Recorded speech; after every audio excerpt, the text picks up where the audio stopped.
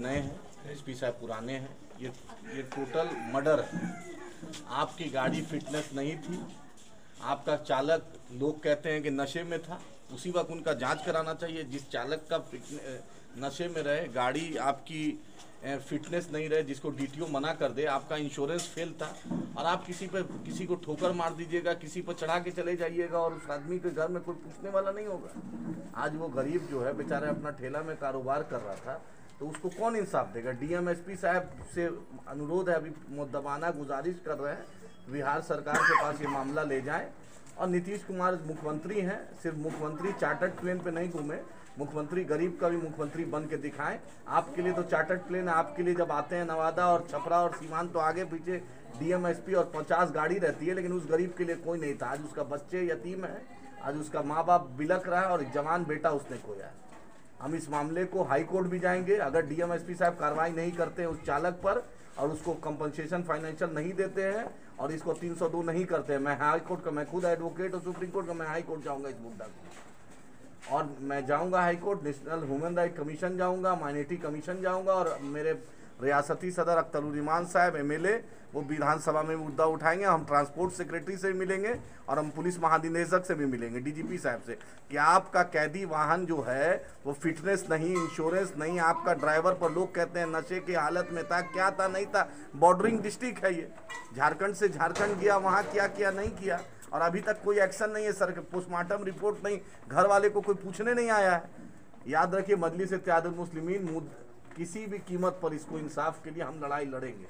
हमारा अपील है मुद्दबाना, क्योंकि डीएम साहब नए आए हैं, डीएम साहब के पास अधिकार रहता है, उनके पास कोटा है, कोष है, वो इस परिवार को मदद करे और सरकारी नौकरी दे। अगर आप नहीं दीजिएगा तो फिर आंदोलन होगा, जनता सड़क पर आएगी, तो उसका जिम्मेदार डीएम साहब, एसपी साहब आप लोग होइएगा। हम लोग आपको इस मुद्दे पे छोड़ने वाले नहीं है। ग्रॉस नेग्लिजेंस है, क्योंकि ये ग्रॉस उस जो ड्राइवर है उस पर आप केस कीजिए, 302 कीजिए और पुलिस डिपार्टमेंट और जिला पदाधिकारी महोदय का जो राहत कोष है उससे फाइनेंशियल कंपनसेट करें। ये हमारा मुतालबा है। हम 15 दिन हैं जिला प्रशासन को, 15 दिन के अंदर इस मुद्दे को आप रिजॉल्व कीजिए, इनको कंपनसेशन दीजिए, नौकरी दीजिए, फाइनेंशियल सपोर्ट कीजिए। एक आदमी की निर्मय हत्या हो जाती है और उसके बाद कोई पूछने वाला नहीं है। नीतीश जी, आप सामाजिक न्याय की बात करते हैं, इंसाफ की बात करते, क्या यही इंसाफ है? मुसलमानों के साथ आपकी सरकार यही कर रहा है? हाँ, आप बतलाइए, उस गाड़ी को कैसे चलने दिए? एक आम इंसान मोटरसाइकिल पे हेलमेट नहीं लगाता है, सीट बेल्ट नहीं लगाता है, तो नीतीश जी आपकी पुलिस फोर्स, आपका डीटीओ डिपार्टमेंट करोड़ों रुपया वसूल रहा है। पटना से लेकर पूरा छपरा सीवान पूरे बिहार में जाइए तो ट्रांसपोर्ट डिपार्टमेंट ऐसा वसूली करता है, लगता है कर्जा खाए हुआ है लोग।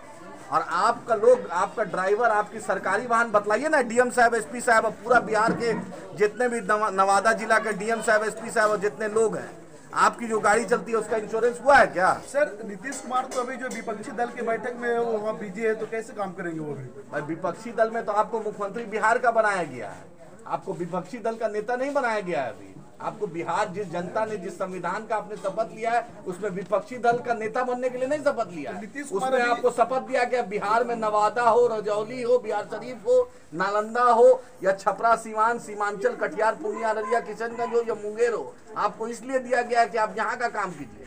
आप बिहार शरीफ में इतना बड़ा फसाद हुआ, बिहार शरीफ में मदरसा अजीजिया जल गया, आप नीतीश जी को फुर्सत नहीं है। राजगीर मेला का उद्घाटन करने आते, अच्छी बात है, मीटिंग छोड़कर आ गए, लेकिन मुसलमानों के मुद्दे पर, दलितों के मुद्दे पर इतना चुप्पी क्यों साधते हैं? दही जमा रहता है क्या नीतीश जी आपके मुंह में? नीतीश कुमार अभी मुख्यमंत्री, प्रधानमंत्री बनने के सपने सजो रहे हैं, इसीलिए वो भागदौड़ कर रहे हैं, क्या कहेंगे? प्रधानमंत्री वही बनेगा जिसको जनता चुनेगी, आवाम चुनेगी। भारत की जनता जिसको प्रधानमंत्री चुना, उसी नीतीश जी के भागदौड़ से या किसी के भागदौड़ से कोई प्रधानमंत्री नहीं बनता है। मजलूमों के साथ इंसाफ कीजिएगा, मजलूमों के साथ खड़े रहिएगा, देश की जनता खुद आपको उस जगह पे पहुंचा देगी।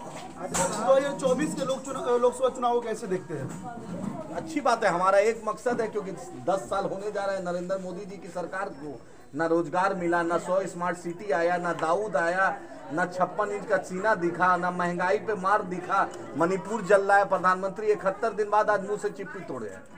अगर दूसरे स्टेट में रहता जो मामला, तो आज ये मीडिया जो है, इलेक्ट्रॉनिक मीडिया, देश की जो बड़े बड़े नेशनल चैनल है, सुबह शाम वो राष्ट्रपति शासन लग जाता, चीफ मिनिस्टर रिजाइन कर देता। लेकिन मणिपुर की घटना पूरे देश को शर्मसार कर रही है। वो कोई ट्राइबल कम्युनिटी का कॉन्फ्लिक्ट नहीं है, इंसानियत को शर्मसार कर रही है। और प्रधानमंत्री सिर्फ सूट बदलने में, प्रधानमंत्री सिर्फ परिधान मंत्री है, प्रधानमंत्री नहीं है, परिधान मंत्री है। उनको कपड़ा बदलना ज्यादा अच्छा लगता है, लेकिन हक बात बोलना उनको बहुत दिक्कत होता है। आदिल साहब, क्या कारण है कि जो है ना सेकंड बैठक वहाँ हो गई और नामकरण हो गया, इंडिया रखा गया, तो इस इंडिया में आप अपने स्थान को कहाँ, आप अपनी पार्टी को कहाँ देखते हैं? इंडिया में तो मुझे दिखता है, इस इंडिया को जिसने फजले हक खैराबादी से लेकर सरफरोशी की तमन्ना हमने दिया, वीर अब्दुल हमीद हमने दिया, हमने जान दिया, बहादुर शाह जफर के दोनों बेटों को गर्दन काट के सर पर ला के रख दिया सामने, हमने सब कुछ दिया। और आज उस इंडिया में 20% मुसलमान नहीं दिख रहा है, उस इंडिया में 20% दलित की कम्युनिटी का रिप्रेजेंटेशन नहीं दिख रहा है, उस इंडिया में 5 ट्राइबल कम्युनिटी का रिप्रेजेंटेशन नहीं दिख रहा है।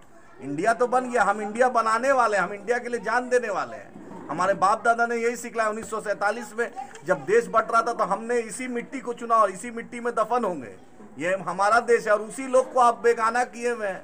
अरे होटल में बैठ के आप नामांकन कीजिएगा तो थोड़ी देश उससे चलता है। आप बैरिस्टर असदुद्दीन ओवैसी साहब को नहीं बुलाएं, आप बहन जी को नहीं बुलाएं, मायावती जी को, आप बासु भाई जो ट्राइबल पार्टी के उनको नहीं बनाया, आपने बदरुद्दीन अजमल साहब को नहीं बुलाया। सबसे ज़्यादा जुल्म मुसलमानों पर, दलितों पर, आदिवासियों पर, ईसाई कम्युनिटी पे सबसे ज़्यादा जुल्म हम झेले और आप बैठ के 5 स्टार होटल में फैसला ले लीजिएगा। ये आरएसएस की 2 टीम है, एक इंडिया बन के और एक एनडीए है। एक भगवा झंडा पहना हुआ है और एक चोला पहना हुआ है, जो दिखा रहा है चोला पहना हुआ है। दोनों में आरएसएस के लोग बैठे हुए हैं। ममता बनर्जी कल तक भाजपा के साथ सरकार में थी, कोई नहीं कुछ बोलेगा। फारूक अब्दुल्ला थे, उमर अब्दुल्ला थे, महबूबा मुफ्ती भाजपा के साथ सरकार बनी, कोई कुछ नहीं बोलेगा। भ्रष्टाचार पे प्रधानमंत्री कुछ नहीं बोलेंगे। अजीत पवार इनके वॉशिंग मशीन में डालो, अजीत पवार क्लीनिंग हो गए।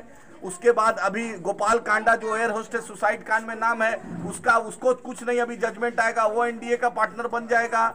जो भी भ्रष्टाचारी है मोदी जी का संरक्षण ले ले, वो वॉशिंग मशीन में घुस जाए और भ्रष्टाचार दूर हो जाएगा। सर मीम को बीजेपी का बी टीम बोलते हैं, इसमें क्या कहेंगे? भाई हाथी चले बाजार कुत्ता भौंके हजार, हाथी चले बाजार कुत्ता भौंके हजार। जब यूपीए 1 और यूपीए 2 में हम जब सोनिया जी और डॉक्टर मनमोहन सिंह साहब के बगल में बैठे थे तो हम क्या थे? जो बोल रहे हैं उनके लिए मैं बोलना चाहता हूँ। जब किरण कुमार रेड्डी की सरकार, रोसैया की सरकार, वाईएसआर साहब की सरकार थी आंध्र प्रदेश में, हमारी मदद से चली, तब हम क्या थे? जब बदरुद्दीन अजमल साहब ने आपके साथ चुनाव लड़ा तब वो क्या थे?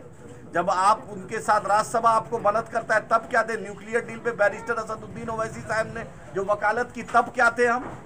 आप बी टीम और सी टीम सर्टिफिकेट बांटने के लिए आप बतलाइए ना, मुसलमानों को क्या रिप्रेजेंटेशन मिला है?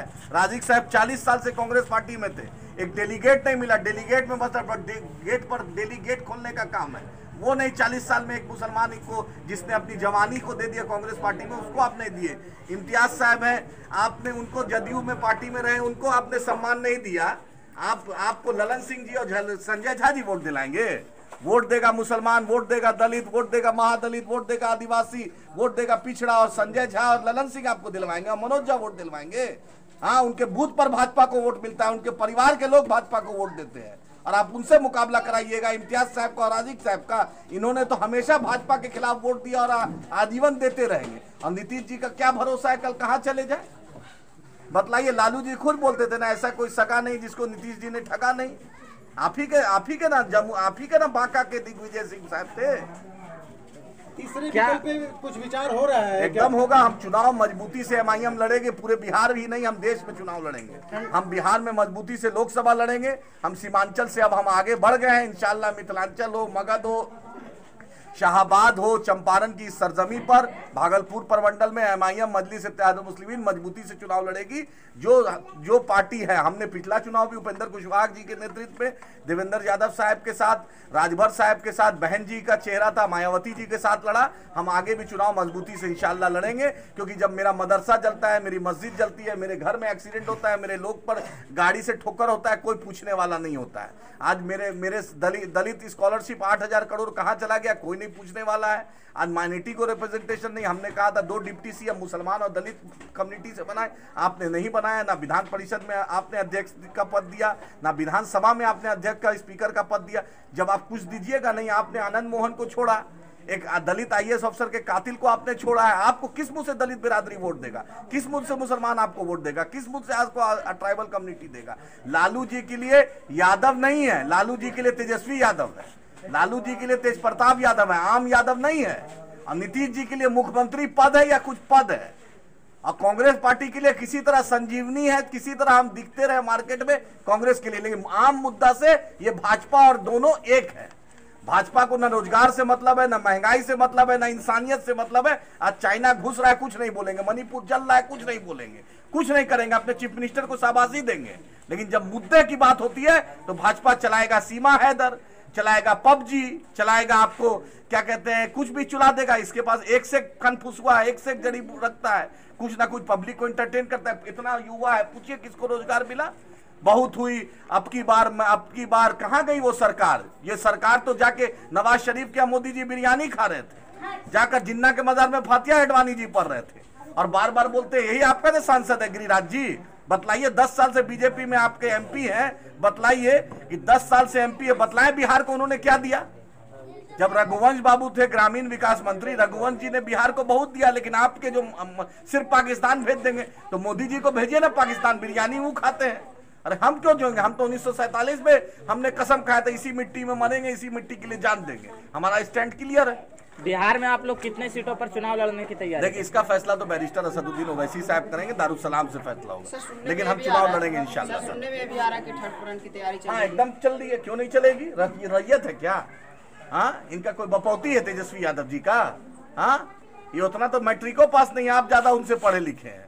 ये बतलाए ना कि 5-5 मंत्रालय कैसे चला रही है। रोड जो यहाँ से लेकर पटना तक अभी तक नहीं बना है। नीतीश जी का गृह जिला है, हजारों करोड़ रुपया खर्च हुआ है, लेकिन अभी भी देखिए पटना से बोलते हैं नीतीश जी 6 घंटा में आ जाएंगे, आने में 5 घंटा लगता है। इतना कम डिस्टेंस में आपका क्यों नहीं बना है? और केंद्र सरकार से पूछना चाहते हैं क्यों नहीं सहयोग आप करते हैं?